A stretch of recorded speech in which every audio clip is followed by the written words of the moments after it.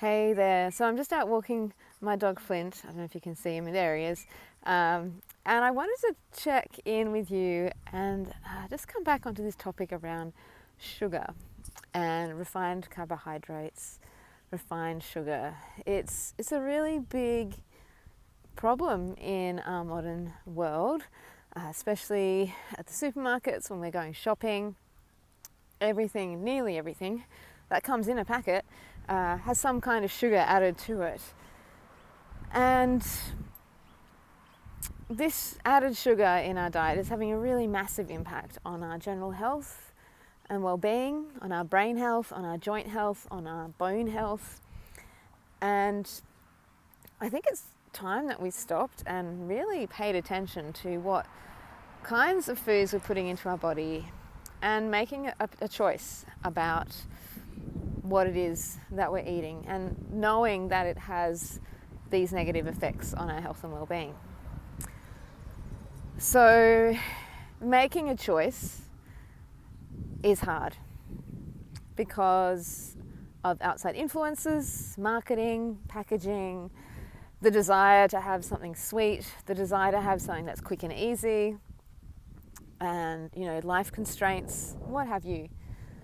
And so it can be a real challenge to exercise our choices to choose the alternative, which is perhaps having to cook for ourselves or to actually read a label and see what's in this packet of food that we're thinking of buying. And maybe even putting it back on the shelf and walking away and not choosing it. Because we have these urges inside of us. I know from my experience, and you've probably experienced this too, is, I really feel like eating X, insert blank, okay? I really feel like that, I've got this craving for this type of food, maybe for women it's that time of the month and, you just want to have something sweet or, you name it. We've all been there. We've all been there. Maybe you've been there today. And so what do we do in these situations to exercise some choice and to make a better choice for ourselves? Because you want to do what's right for yourself. You want to be healthier. You want to be stronger. You want to feel better on a day-to-day basis. Yet we sabotage ourselves by making these choices that aren't good for us. And it comes down to what we believe we're capable of. And sometimes it is a challenge. You've really got this strong craving, this urge for something, and you want to satisfy it. And I get that. But sometimes we need to extend some agency into this equation and have a little chat with ourselves and work out what's going on underneath this craving. What is it really about? Could we substitute it with something else that's more nourishing or more nutritious? It doesn't even have to be a food thing.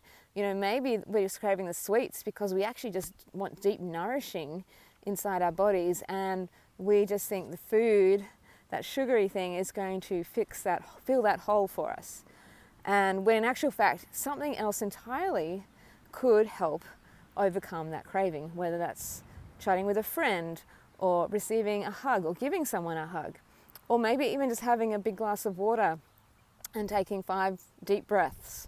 We are in constant states of change. And because we're craving one thing at one particular point in time, we can actually overcome that craving. We can substitute with something else, like I just mentioned, or we can actually even just sit with it and understand why and what it is, and maybe even work through it by being conscious of it, rather than necessarily grabbing the first thing to satisfy it. Okay, because if we do that, if we sit with it, if we observe it, if we take the time to feel into it, we actually learn something about ourselves, and we learn to become stronger, and we learn how to take care of ourselves. And I think that's a really important lesson for us to learn, and it's something that I continue to learn throughout my life. It's not something that you do once and you've got it. It is definitely a work in progress. So I want to leave you with that today. Thank you so much for being here. I'm wishing you a wonderful day, and I look forward to seeing you again soon.